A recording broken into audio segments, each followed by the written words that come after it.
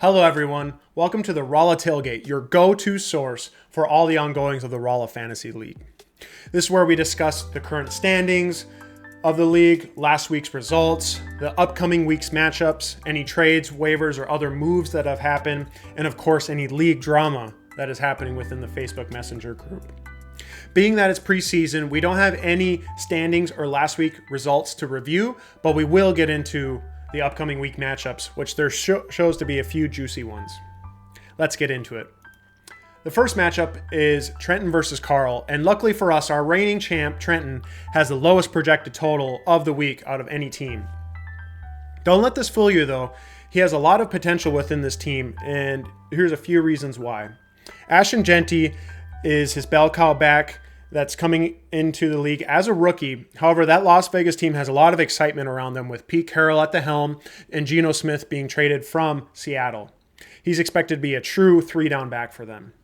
He has also Nico Collins, which when healthy has proven to be one of, if not the best receiver in the league fantasy-wise. He hasn't been able to put together a fully healthy season yet, but if he does, Trenton could be really have struck gold here towards the end of the first round.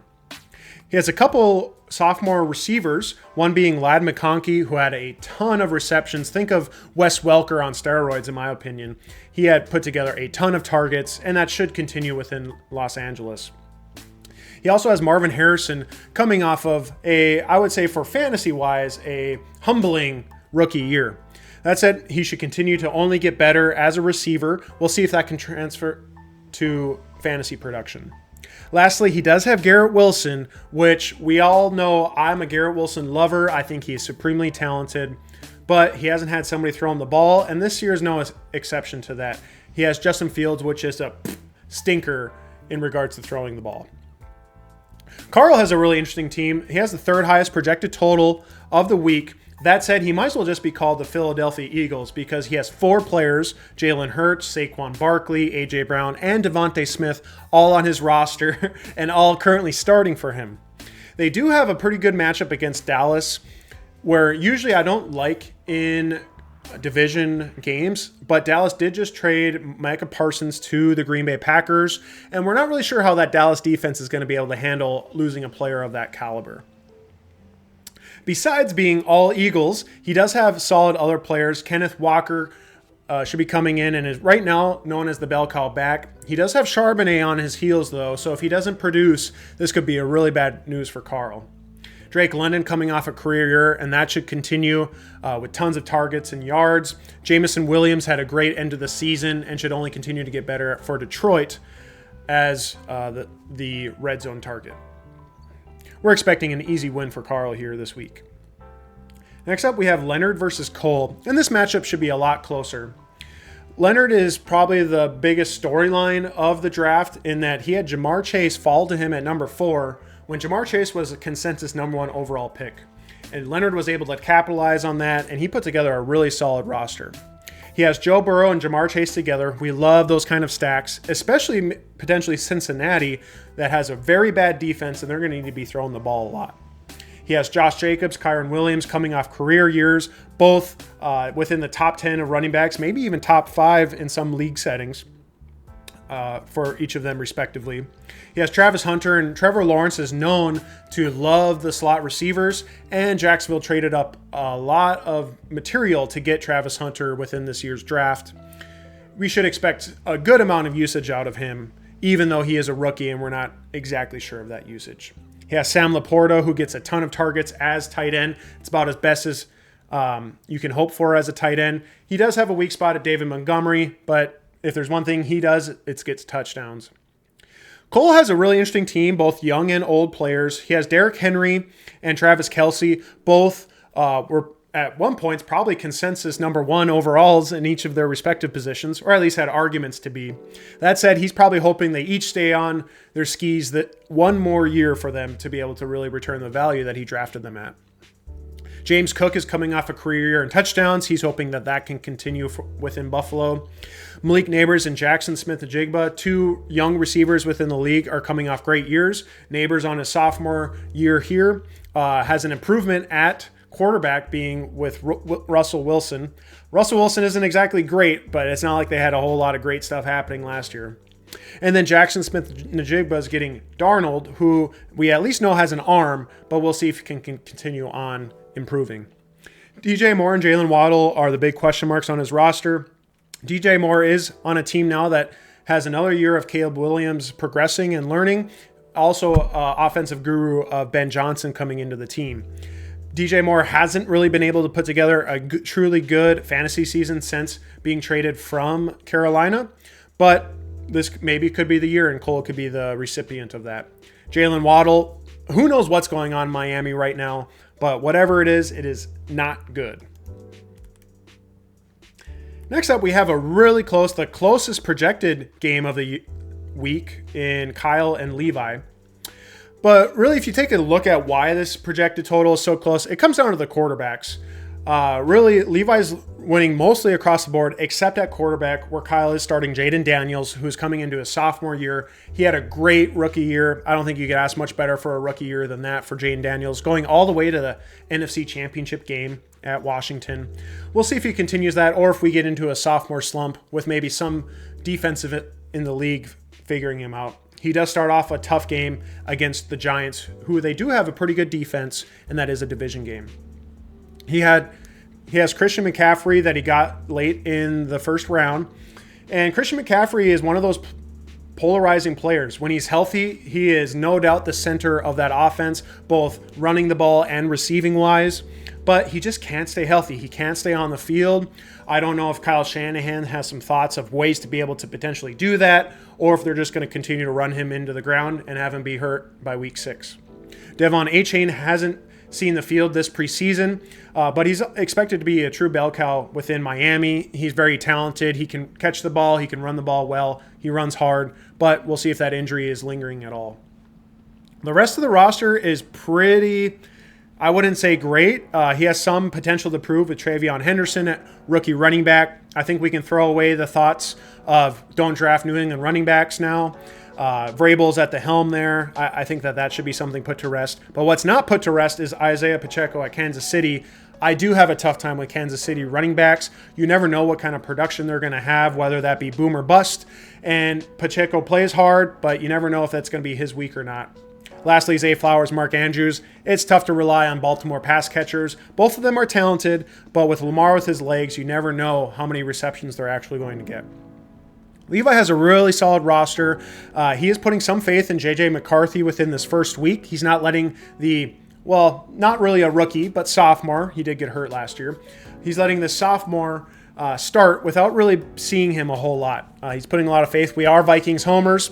I can't fault him for that. The Vikings offense should be a good one, but starting him week 1 can be kind of sketchy, especially in Soldier Field. He has a lot of good players otherwise: Bijan Robinson, Chase Brown, and Brock Bowers. These 3 players should be really focal points of all their offenses, whether that be running the ball or catching the ball with a lot of targets. We love seeing that in PPR. Mike Evans is a 1,000-yard machine, and with the injury of Godwin, that should really continue as long as Mike Evans doesn't get injured or something unforeseen happens. Rome Odunze, similar to really DJ Moore, he's a sophomore receiver coming back. We're not sure how that Chicago offense is going to truly play under Ben Johnson. They have a tough first week against Minnesota that is coming off a great year on defense, but we should see some more development out of Rome. I'm not a big Chuba Hubbard or Cortland Sutton fan or believer, but they both do have prominent roles on their respective offenses. Before I get to our matchup of the week between Jared and TJ, I do want to go over today's sponsor, Lesha Forge. Lesha Forge is a blacksmithing class in Maddock, North Dakota by one of my great friends, Levi Jornstead.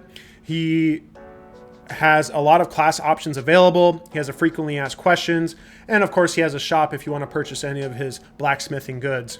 Please visit leshaforge.com to sign up for a class and use code Rolla at checkout for a whopping 0% off. Thank you for sponsoring today's show, Lesha. So let's get to our matchup of the week, Jared versus TJ. Why I think this is a matchup, I mean, the projected totals are pretty close, but that said, these are two different styles of teams. Jared is a running back heavy team. TJ is a wide receiver heavy team. And I think that creates a lot of interesting dynamics. Lamar versus Patrick Mahomes would be a marquee real life football matchup. No reason not to think that here within fantasy as well. We have Jahmyr Gibbs, Bucky Irving, Alvin Kamara, all running backs who are coming off really great years. Alvin Kamara has not taken a step back. Every year we think he will, and he keeps exceeding his draft positional value. New Orleans is only continuing to get worse, and he's continuing to get older. That's going to come off the rails at some point, but man, is he still electric with that ball in his hands. For TJ's running backs, he does have Jonathan Taylor, which is surprisingly projected over Jahmyr Gibbs. I think that's because Jonathan Taylor is playing against Miami. A lot of pundits are saying Miami's going to be in the running for the first overall pick this year. And so he's probably getting some boost there until we really know more about that Miami team. But I think we can all agree Jahmyr Gibbs is probably the better player. DeAndre Swift is pretty unknown. Again, seeing what this Ben Johnson offense does. Going to receivers, this is really where TJ really begins to shine. He has CeeDee Lamb, Xavier Worthy. I'm going to throw TJ Hawkinson within this as well. We know that he's a great receiving tight end. He has Scary Terry coming off a career, and Jacoby Myers is a PPR machine. And I think that should continue with Geno Smith within Las Vegas. I don't super love his contract thing that was going on, but that seems to be resolved now. Jared's receivers, on the other hand, I think have huge question marks. Tyreek Hill, he has been a wide receiver 1 in the past. Jared seems to be loving him. He has him on a number of different teams. But he had a weird year last year, and I just get the sense there's a lot of weird stuff on social media with him. I think they're kind of played out of Tyreek Hill within Miami. I don't think Tua is going to be able to get him the ball very much. I think there's a lot to be worried about for Tyreek Hill. And then Jared, lo and behold, he has a weird Aaron Rodgers obsession ever since Packerland to the Jets and now to the Steelers. I'm surprised he doesn't have Aaron Rodgers on his bench, to be honest. And so, to be honest, it's no surprise that Jared has DK Metcalf, the wide receiver number 1 for Pittsburgh, who Aaron Rodgers is throwing to on his team. I think DK Metcalf is very talented. I just don't know if the 41-year-old Aaron Rodgers is going to get him the ball in any sort of consistent fashion. But this is my matchup of the week. I think this is going to be a very good game to watch from the outside here. Then our last matchup of the week is John versus Devin. John, I think, has a really great core of receivers that we should all be pretty jealous about. He has Puka, Amon-Ra St. Brown, Devontae Adams, and the new rookie McMillan. I think all these guys are going to be getting a lot of targets. Primarily, Amon-Ra St. Brown is a target machine. Puka and Devontae are both, I think, really talented. Does rely a bit on Stafford being healthy, but Stafford has been healthy the past few years, no matter how much I say I don't think he will be. McMillan is very talented. I think he's the most talented receiver out of the rookies this year. That said, I'm not a Bryce Young believer, so we'll see if Bryce Young can get him the ball. Other than and lastly, Trey McBride, I think a great tight end to have.